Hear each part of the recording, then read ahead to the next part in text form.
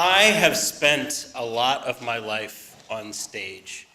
So for me to think about my glory days as an actor, I have to go back a couple of years to my senior year of high school. And yeah, you can laugh, it's fine. This is not very deep of a story. Beginning in our freshman year, the class of 2006 at Central York High School, we demonstrated that we were going to be a raw force of theatrical power and prowess, and we demanded for 4 straight years to do real theater that would just befit our talent. And so our senior year, our glory days were upon us. And our director told us in the spring we were going to do A Few Good Men. And that's like real shit, man, you know? It was like a real script. It was like Aaron Sorkin. He wrote The West Wing. It was like a real thing. We were like, okay, I got a real thing to do now. I was cast as it doesn't matter, Tom Cruise. Think about that. I was Tom Cruise.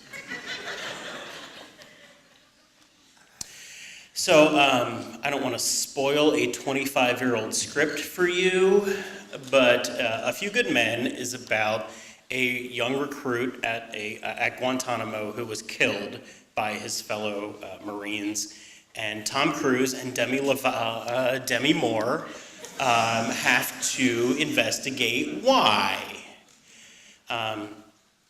So that was my job. And A Few Good Men is known for Jack Nicholson standing on the, in the witness stand, and Tom Cruise is going, and Jack Nicholson's going, you guys know the part.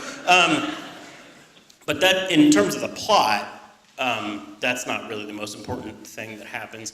There's a really important thing that happens about 20 minutes before that, where Tom Cruise's character looks at Santiago. He's the kid that died. He looks at Santiago's commanding officer. His name's Kendrick. And he looks at Kendrick and he gets him to say, "You did the thing. You ordered the guys to beat him up, and that's called a code red." And the term code red is really important to this story. So all of the best parts of A Few Good Men happen in a courtroom. And when you are a high school student and you're reading lawyer words written by Aaron Sorkin, they're hard. I mean, any lawyer's words are hard, but Aaron Sorkin, in one of the best, it doesn't matter. They're really hard, and if you try to memorize them, they're basically impossible. So I want to paint the scene for you here where I experienced the worst minute that any actor can ever experience on stage. And if any of you have anything close to stage fright, consider this a trigger warning. I'm here. I'm standing on stage. I'm a lawyer. Kendrick is sitting in the witness stand. Demi Moore is to my right. The judge is behind me. Kendrick's lawyer is to my left.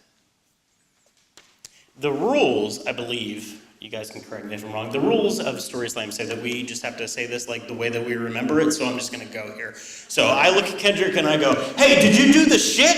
And he goes, "No." And his lawyer goes, "Objection!" And the judge goes, "Sustained." And I go, "Are you sure?" And he goes, "Maybe." And I said, "Wait, what?" And he goes, "No. It depends on your definition of is." So, last night while I was writing the story in a fit of rage, I looked at the script again, and there's one very specific sentence of stage direction, and it says, Kathy is handed some papers. That was it. That's all it took to just fucking throw me off, man. So I turned over here, and she hands me some papers, and I go like, there's words that are supposed to come out of my mouth. And there's a week that has gone by right now, and I'm thinking through, like, just be Tom Cruise. What does Tom Cruise want you to do right now? And he's staring at me like, I don't know what you need me to do, man. And I'm going, and I stared into the abyss, and the abyss stared back, and a month has gone by, and the audience is sitting in silence for a year and a half. And they look at me saying, fucking say something, man. And I did the actor equivalent of throwing a Hail Mary, where I looked deep into Kendrick's eyes and I went,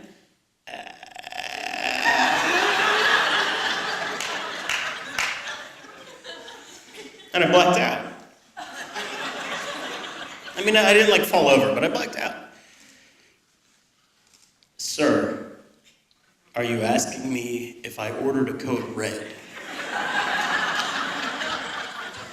Now, that was not Kendrick's line, but like that's what he said. And the wide receiver was in the end zone and he caught the touchdown, man. And we were home free, and I realized two things about your glory days. One, they are only your highs when you go through some serious fucking lows.